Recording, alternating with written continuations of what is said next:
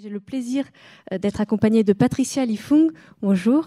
Merci, Bonjour, autrice merci. notamment de La Rose écarlate, publiée chez Delcourt, et Isa Piton, dessinatrice des Mémoires de Marie-Antoinette, c'est publié chez Glénat. Bonjour. Isabelle Delorme, qui est donc docteure en histoire contemporaine, essaye de nous rejoindre à temps, mais elle a que quelques petits soucis de transport, donc il se peut qu'elle ne puisse pas être avec nous à temps. Mais donc si vous voyez quelqu'un courir et arriver sur scène, ce sera donc Isabelle. Merci à toutes les deux d'être avec nous. Je le disais, aujourd'hui, le château de Versailles accueille la bande dessinée Dans ses murs. Le château de Versailles, on peut le voir dans vos albums. Vous l'avez toutes les deux dessiné.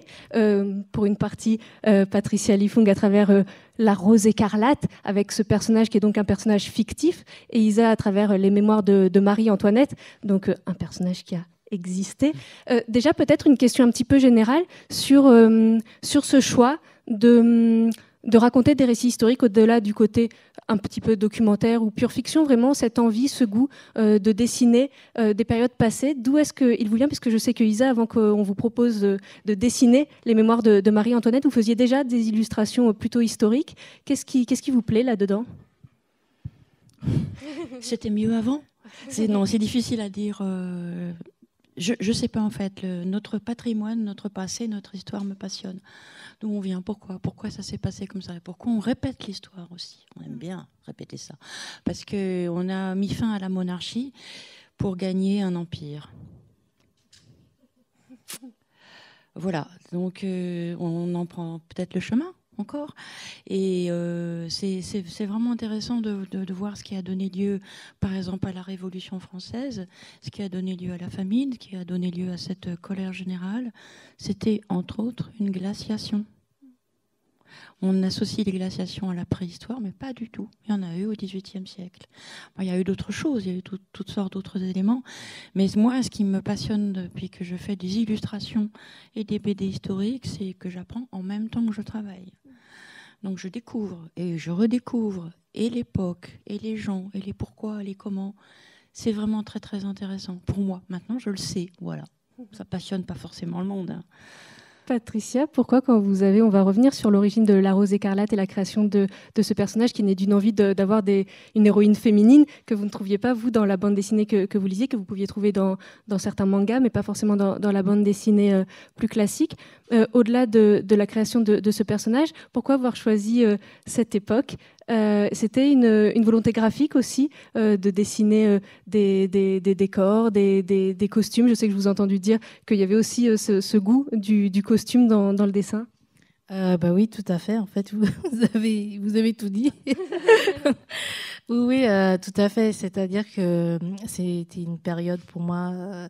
En fait, moi, j'ai vraiment été très inspirée par le dessin animé Lady Oscar. En fait, quand j'ai créé La Rose écarlate, j'étais vraiment dans cette optique-là. On me dit, mais j'ai utilisé cette période plus que alors. Même s'il y a eu de la documentation, tout ce côté-là, mais c'est vrai que je suis allée plutôt sur le côté graphique, en me disant, voilà, c'est une période que j'aimerais dessiner, mais où tout peut encore arriver. C'est-à-dire qu'il y a aussi ce côté un peu conte de fées, j'ai pris vraiment cette période comme un décor, en me disant, certes, il y a un roi, certes, mais je ne me suis pas forcément attachée aux choses très historiques. Je suis allée vraiment dans mon récit. J'ai utilisé vraiment cette période comme un grand décor, en fait, où je pouvais balader mes petits personnages.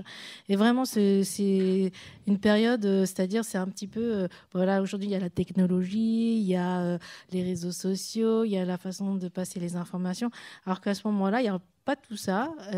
Donc, du coup, il y a plein de choses qu'on peut se permettre dans les actions qu'on peut faire, voilà, sans compter sur ça.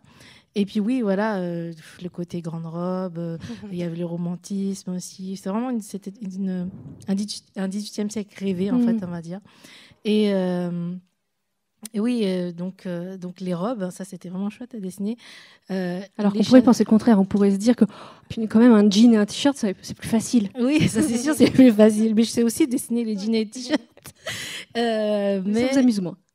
Ouais, c'est pas que ça m'amuse moins, parce c'est marrant parce qu'à force de dessiner des robes, on m'a demandé mais vous savez dessiner des jeans et des t-shirts? J'ai dit oui, je sais aussi dessiner ça. C'est vraiment, voilà, je voulais faire quelque chose qu'on sente un peu magique, en fait. Et pour moi, cette période s'y prêtait. Du coup, vous l'avez dit, ça se passe au XVIIIe siècle, la rose écarlate.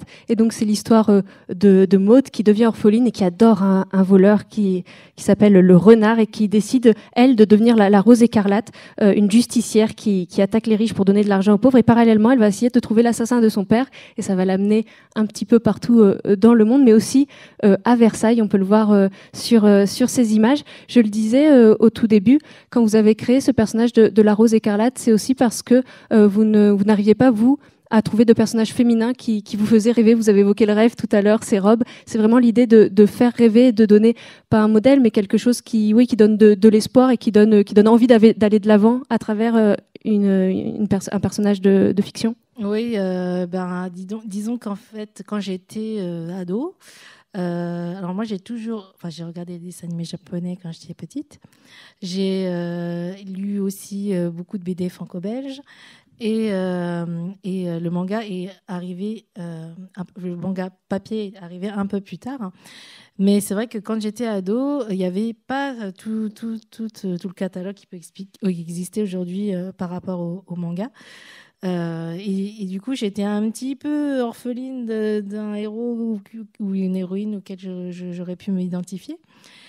Et après, j'ai pas fait. Voilà, après, j'ai remonté mes manches et je me suis dit, qu'est-ce que j'aurais envie de lire, en fait.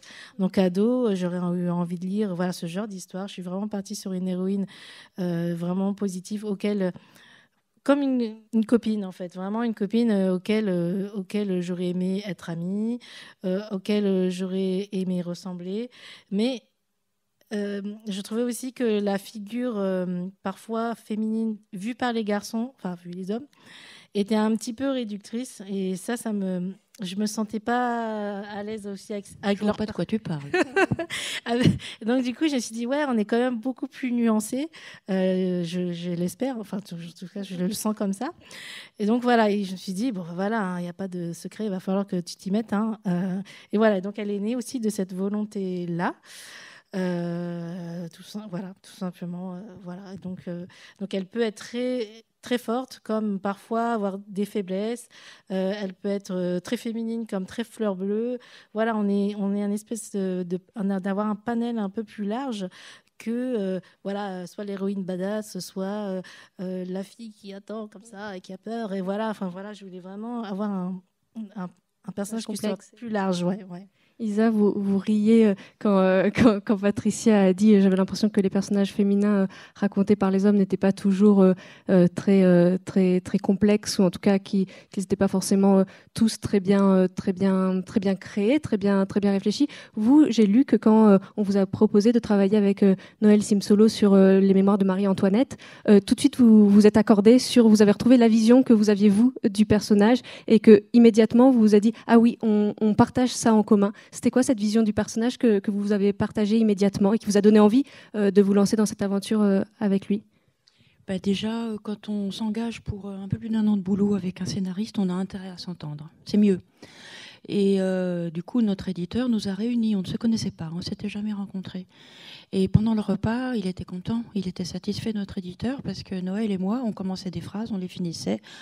Et donc, notre éditeur a dû se dire, bon, ça y est, c'est bon, ils vont pouvoir bosser ensemble. On avait vraiment... moi, j'avais potassé un petit peu, j'avais commencé à me documenter, à lire, etc. Noël Simsolo, vous le savez peut-être, est passionné par cette période de l'histoire et la Révolution, et il est relativement calé, plus que calé même. Et même si on avait quelques visions un peu divergentes, on s'est très très bien entendu. Mais pour le personnage de Marie-Antoinette, il est arrivé un truc tout simple, tout basique.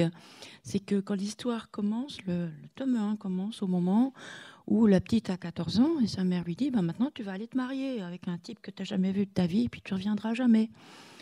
Et j'avais une adolescente de 14 ans en magasin, blonde avec les yeux bleus.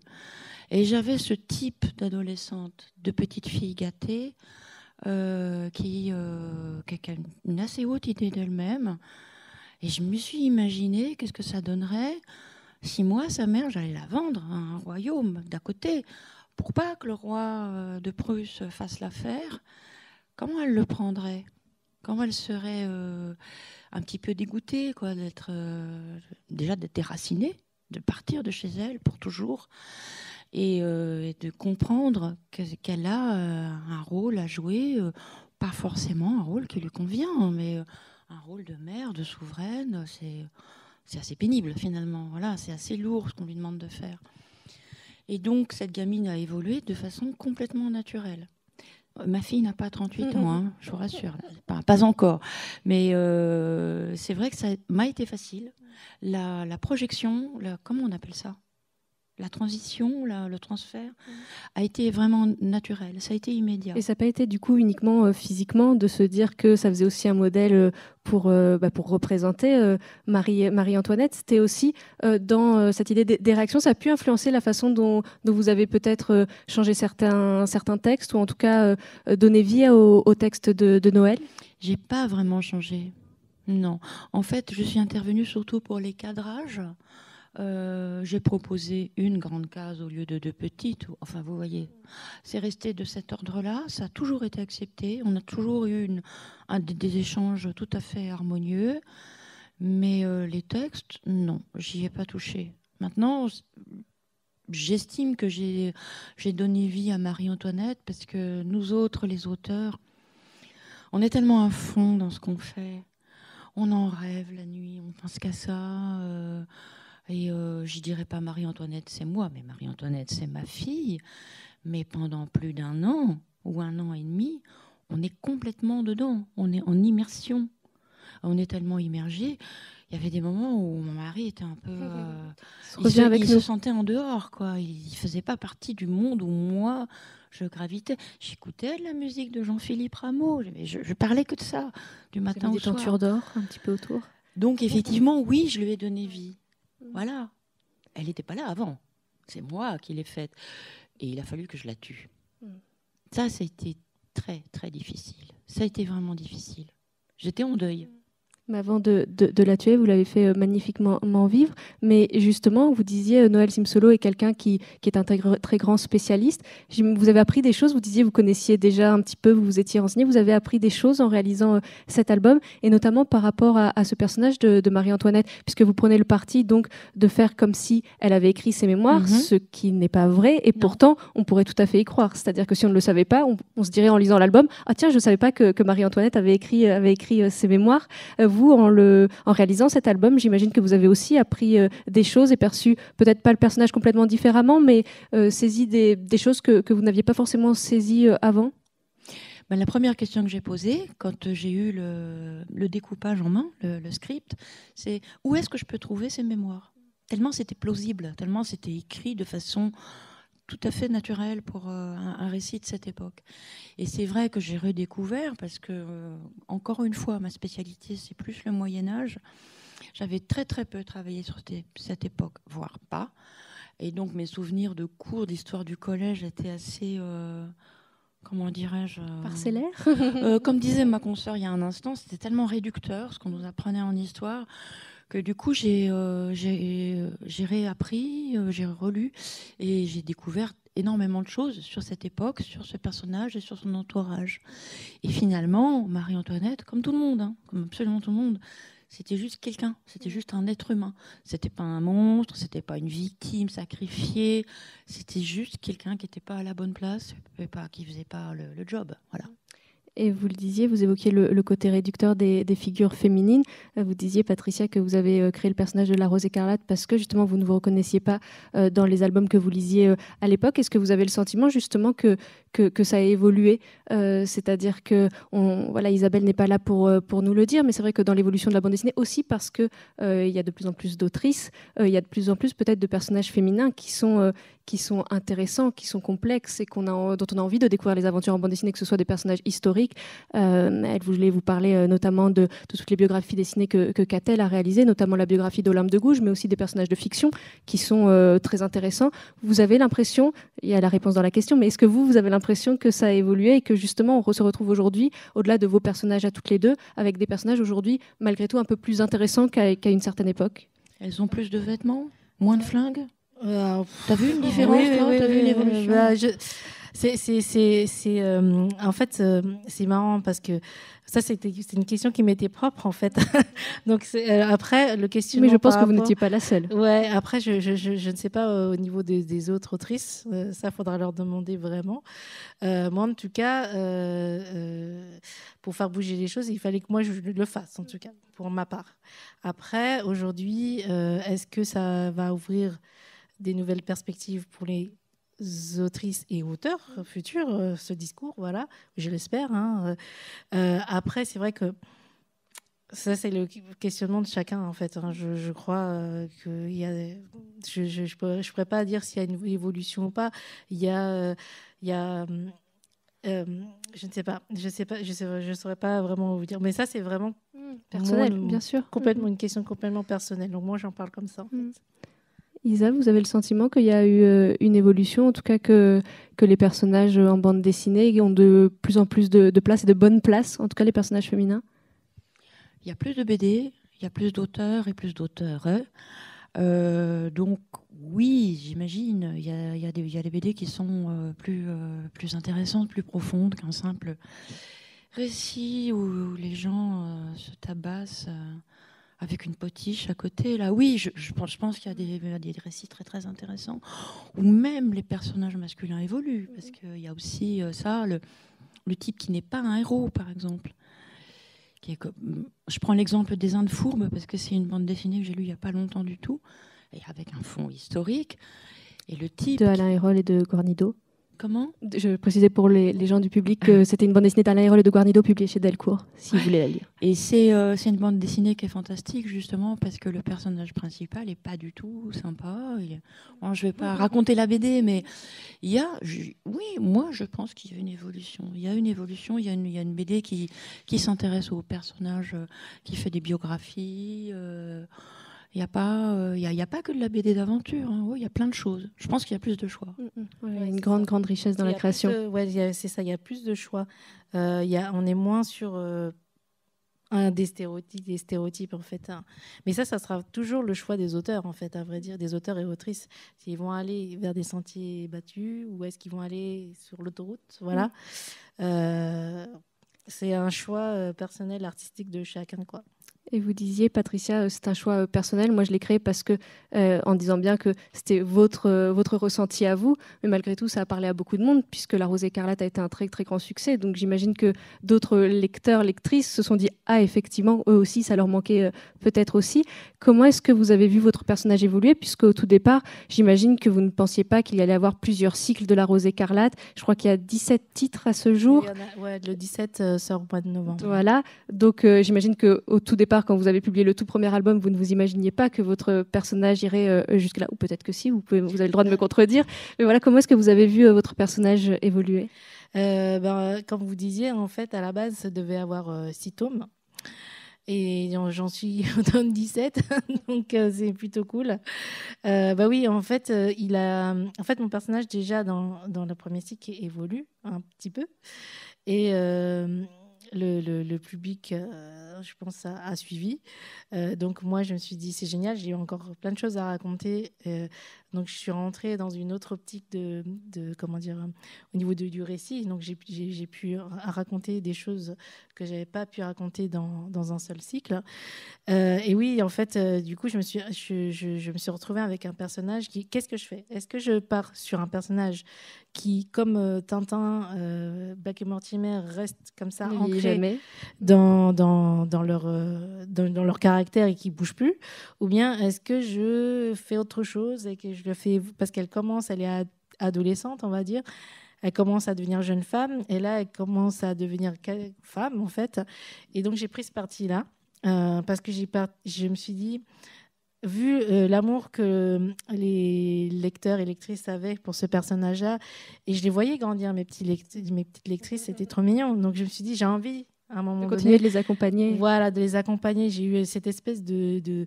En plus, je suis devenue maman entre-temps. Donc voilà, je me suis dit, bon, je crois qu'il ne faut pas que je fasse de bêtises, il faut que je les accompagne, en fait. Donc j'ai pris ce parti de de faire grandir le personnage, de le faire mûrir, de le faire confronter à la réalité qui devient plus difficile, de l'âge adulte et tout ça, des responsabilités, tout ça.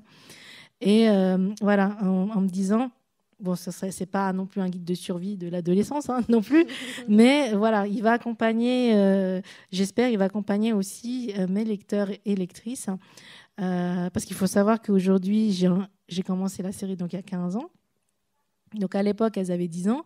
Aujourd'hui, elles en ont 25. Et la plupart continuent à la lire. Et je trouve ça super parce que moi, je les ai vues grandir. Quand elles passent en dédicace, c'est trop mignon. Parce que comment t'es déjà... Hier, tu étais en CM2. Maintenant, tu es je sais pas, en prépa de je sais pas quoi. Donc, voilà, je me suis dit, j'ai pris ce parti pris-là pour les accompagner. Et en plus, moi, même au niveau de mon récit, ça a étoffé vraiment le récit. Et vous savez jusqu'à quand vous allez accompagner ce personnage, accompagner vos lecteurs ou lectrices, ou vous le laissez porter en vous disant le jour où effectivement j'aurais envie de la laisser faire sa vie seule dans son coin ou dans la tête des lecteurs lectrices qui s'imagineront la suite. Est-ce que vous savez déjà où vous vous laissez porter ? Non, en fait, je vous avoue que j'avance petit à petit. J'ai une vague idée sur les, on va dire les. En général, je travaille par cycle. Donc, je sais à peu près où je vais jusqu'à 5 ou 6 tomes. Après, on verra. Il y en a qui attendent le mariage. Il y en a qui attendent le bébé. Je ne sais pas. Mais pour l'instant, il n'y aura pas d'infos exclusives. Non, il n'y aura pas d'infos exclusives parce que je ne le sais pas moi-même. C'est bien de ne pas savoir. Bah oui, justement, je préfère pas. En fait, c'est-à-dire que je travaille sur des petites courtes périodes en plus. Ce qui est pas mal, c'est que l'actualité aussi, l'actualité sociétale, on va dire, me fait aussi réfléchir sur les thèmes que moi je veux aborder. Donc on est en pleine période où justement aussi tout ce qui est la femme dans la société. Comme je vous disais, j'ai une petite fille auquel j'aimerais vraiment lui donner les... comme un exemple, en fait, voilà, si tu as envie de faire quelque chose, tu remontes les manches, tu te bouges et tu y vas. Là où je pense que mon éducation, surtout que moi je viens d'une communauté où la femme, elle est souvent dans la cuisine, et ça m'énervait. Voilà, j'ai envie de lui donner autre chose que cette image-là. Donc voilà, donc j'essaie d'intégrer ça petit à petit de façon sous-jacente sous le récit d'aventure avec ces questions-là en fait. Donc j'espère qu'à un moment donné, quand les petites lectrices seront plus grandes et qu'elles reliront, elles se diront ah mais il y avait aussi ça. Enfin, j'espère en tout cas. Et pour revenir, l'actualité d'aujourd'hui, c'est les Journées du patrimoine. On est au château de Versailles. Je reviens un instant à ce monument que vous avez dessiné dans le tome 3 du premier cycle de La Rose écarlate qu'on peut voir là sur l'écran.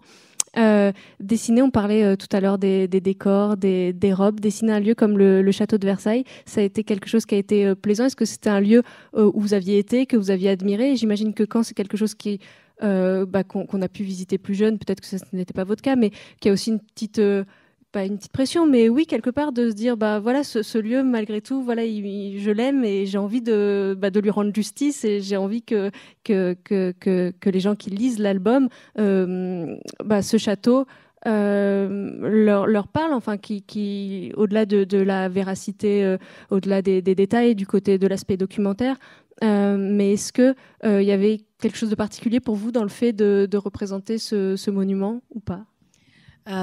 Évidemment, quand je me suis dit, comme je travaillais sur le XVIIIe siècle et qu'en plus ça se passe avec des nobles, voilà, tout ça, je me suis dit à un moment donné, il fallait que j'y passe. Passer par là. Il fallait que j'y passe. Vous avez été vite, 3e tome. Ouais. Et en fait, comme je vous disais, j'ai vraiment découvert, c'est très bête d'avoir découvert un peu le château de Versailles avec un manga quand même, c'est un truc de dingue.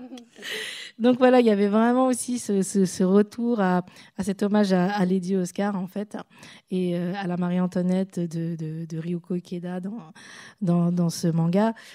Et donc voilà, c'était un espèce déjà de clin d'œil.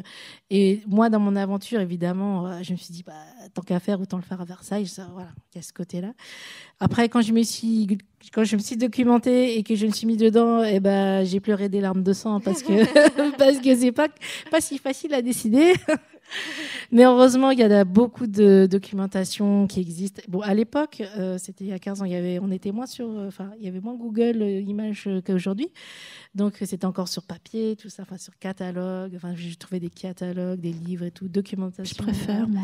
Ouais, moi, j'ai les deux, en fait. J'ai vraiment... J'ai des piles de bouquins avec des post-it. À un moment, j'ai compté les post-it sur Marie-Antoinette. Je crois que j'en avais 123. Ah bah, oui, c'est ça. Moi aussi, j'ai des bouquins avec des post-it partout. Et ouais, donc je sais pas si j'ai eu la pression. Je me souviens plus, en fait, à vrai dire, parce que dans mon récit, il fallait le faire. Il fallait le faire, donc de toute façon. Voilà, donc il fallait le faire. Le tout, c'était... Moi, j'ai essayé de rendre le château aussi merveilleux que j'aurais voulu qu'il soit, peut-être. Voilà, parce que je travaille pas mal aussi au niveau des couleurs, tout ce qui est ambiance à la bougie. Voilà, il y a Philippe qui fait la couleur. Voilà, on a mis des paillettes partout. On s'est vraiment dit, voilà, on a envie que ça soit quelque chose qui fasse le Versailles rêvé. Quoi. Ouais, voilà. Donc, on est vraiment parti sur cette optique-là. Après, si les gens ont envie de visiter le château après avoir lu la BD, ce serait super. Franchement, j'adorais. Mais en tout cas, je me souviens pas avoir eu la pression, mais il fallait le faire. J'avais pas le choix, donc j'ai fait. Isa, vous disiez plein de livres, plus d'une centaine de post-it, des post-it d'images de cadrage précis en vous disant « Ah bah tiens, ça ce sera pour tel moment » ou pour avoir l'ambiance générale et vous en détacher ensuite. Comment est-ce que vous avez travaillé pour... parce que pour le coup, Mémoire de Marie-Antoinette, on est beaucoup, beaucoup à Versailles. Il y a des endroits qu'on ne visite pas à Versailles, des endroits qu'on ne peut pas voir. Donc moi j'ai trouvé un bouquin super chez Emmaüs, un énorme bouquin de photos couleurs sur Versailles, avec notamment des endroits que le touriste ne voit jamais.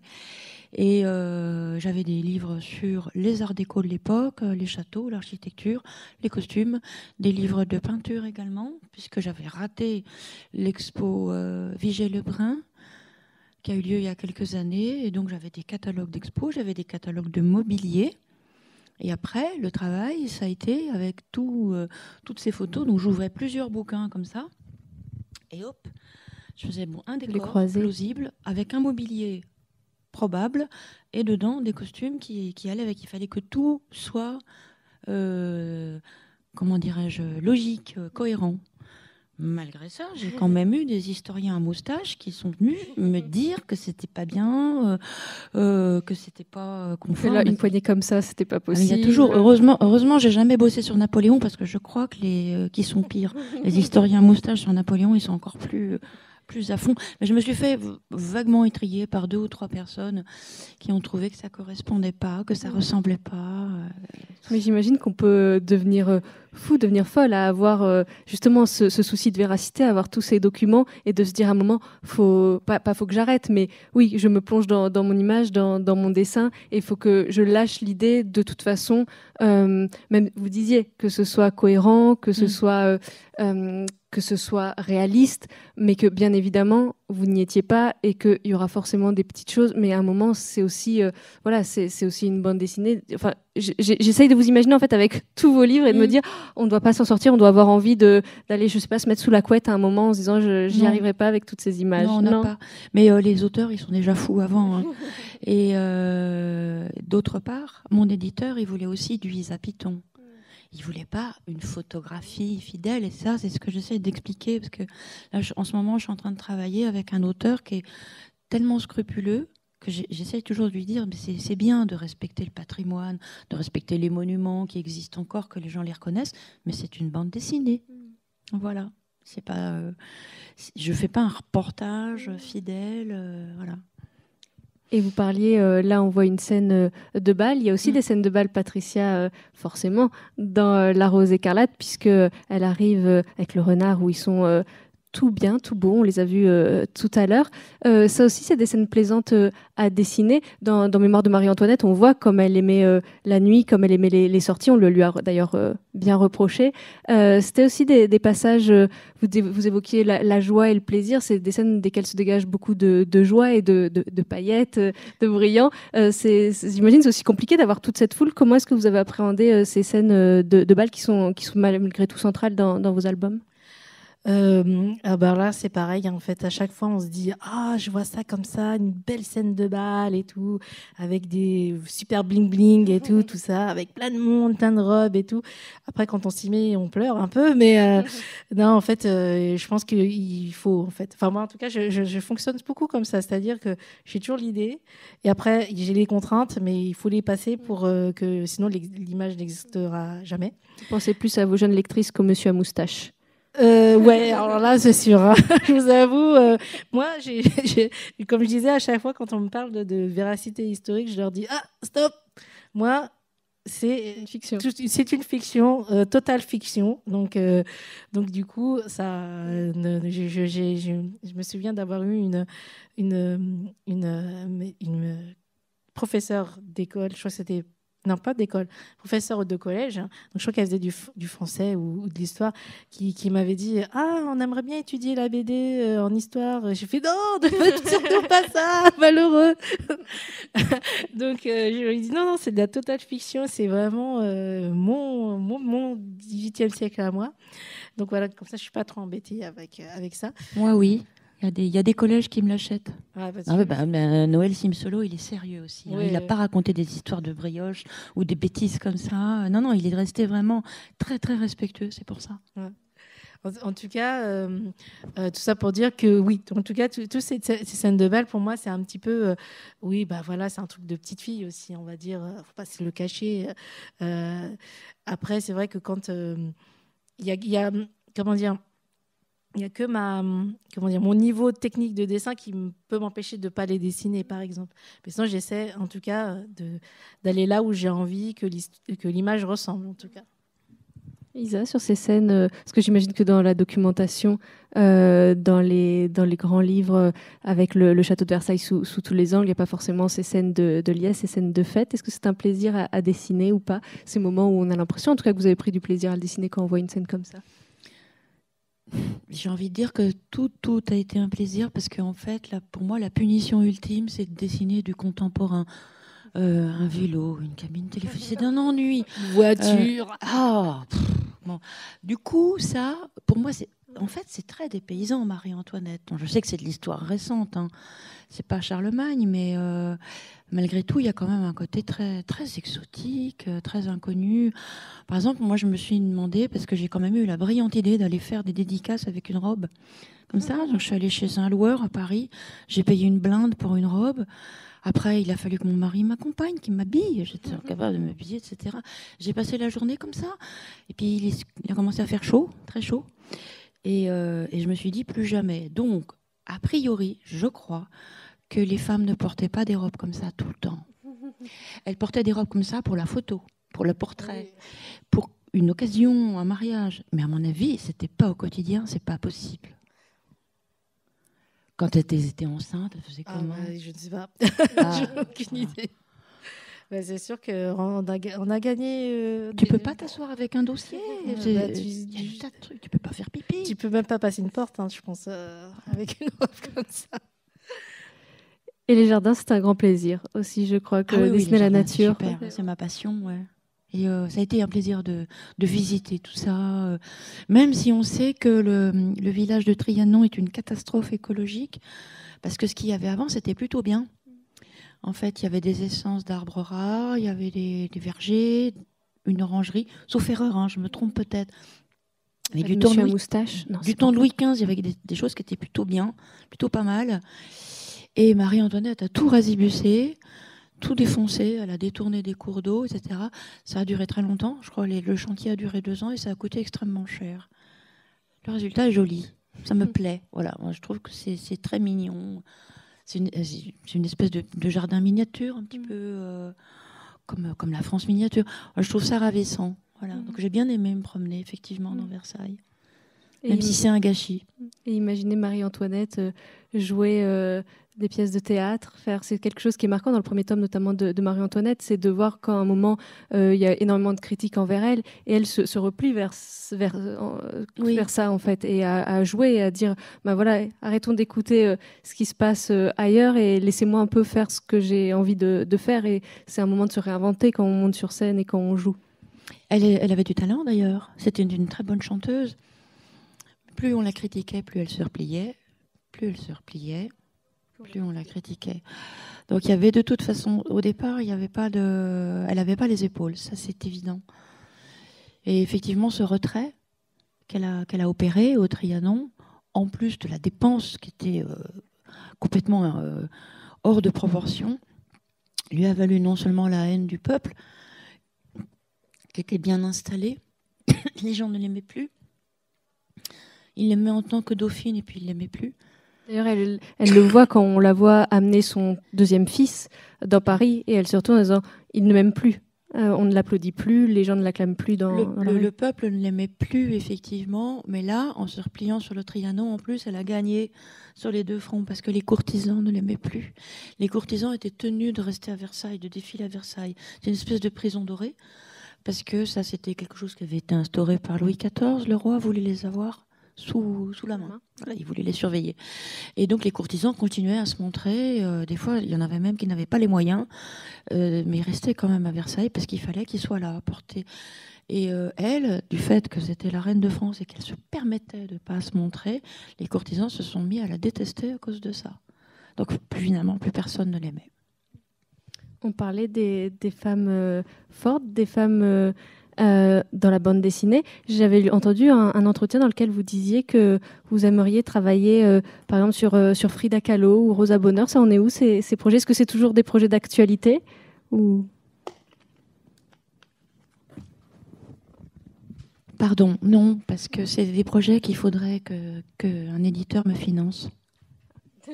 S'il y a un éditeur dans la salle. Je ne vais pas me lancer dans un an de boulot sur Frida Kahlo, sur laquelle déjà beaucoup de gens ont déjà travaillé, ni sur Rosa Bonheur, qui était pourtant ma voisine, qui habitait tout à côté de mon patelin. Je peux aller chez elle à pied. Elle, il y a moins de travail fait sur Rosalie. J'aimerais bien, ça serait vraiment un plaisir de travailler sur ces créatrices, sur ces personnes qui ont une vie un petit peu exceptionnelle. Mais il faudrait que quelqu'un me le demande. Voilà. À bon entendeur, comme on Voilà. dit. Je vois qu'il est déjà 5h moins le quart. Est-ce que certains d'entre vous ont des questions pour Isa Piton ou Patricia Lifung?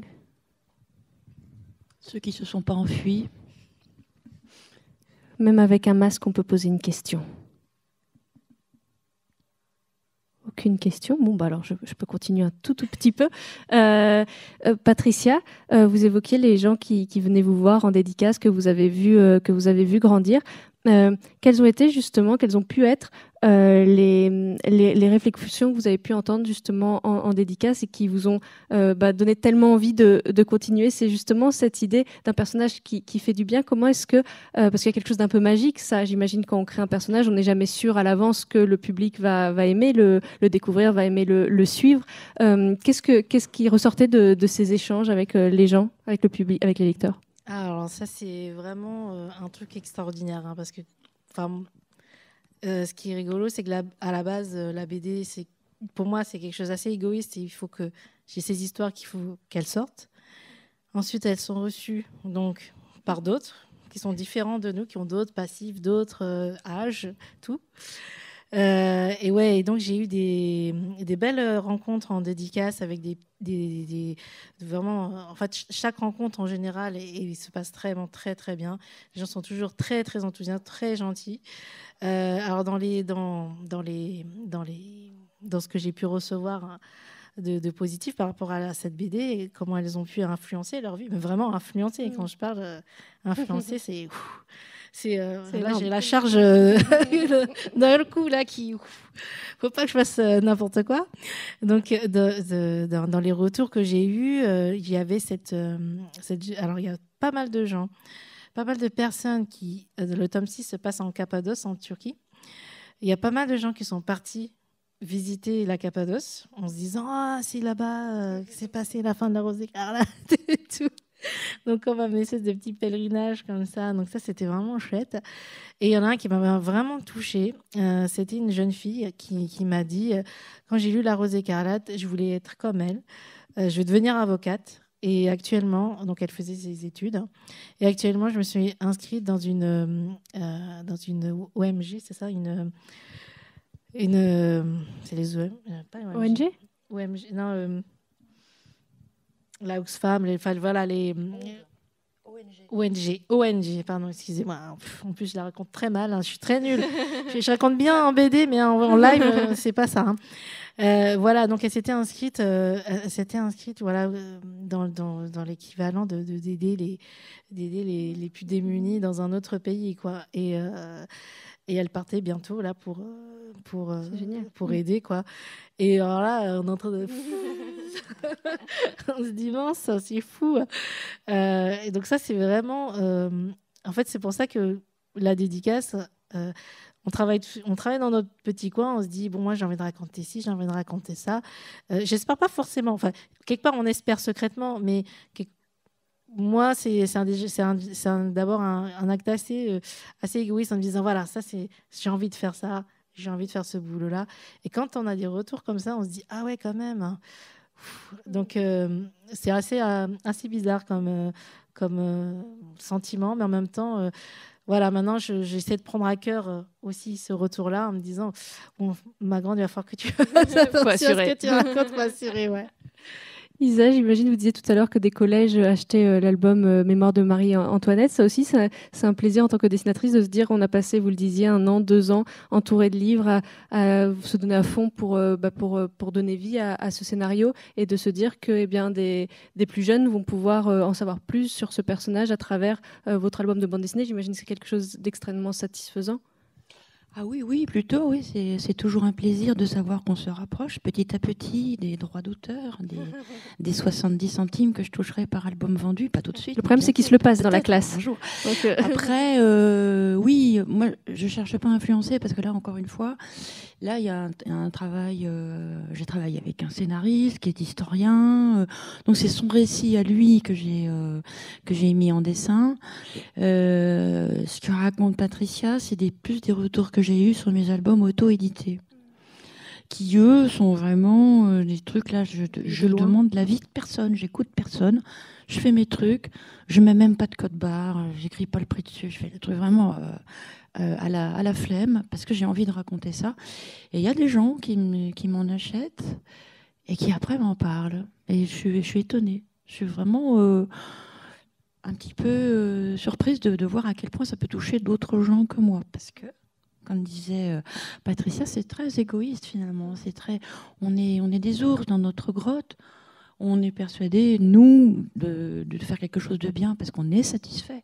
Parce que ce qu'on fait, ça nous enrichit, ça nous remplit. On se couche le soir, on est essoré, mais c'est de la bonne fatigue. On a fait quelque chose de super. Et après, le truc se vend pas, ou ça touche personne. Et bon, ça, on a l'habitude. Mais quand quelque chose d'un petit peu autobiographique, d'un petit peu personnel touche d'autres gens, des gens qui ne sont pas du tout comme moi, ça, c'est chouette. Et je me dis, pour ce petit quart d'heure, voilà, j'ai bien fait de continuer, de pas faire prof de chimie, finalement. C'est bien. J'ai bien fait de continuer. Je pense que vous avez bien fait, que toutes les personnes dans la salle qui vous ont écouté, toutes les deux en sont persuadées. Merci beaucoup d'avoir été avec nous aujourd'hui. Merci à vous d'avoir assisté à cette rencontre et très bonne fin de journée au Château de Versailles.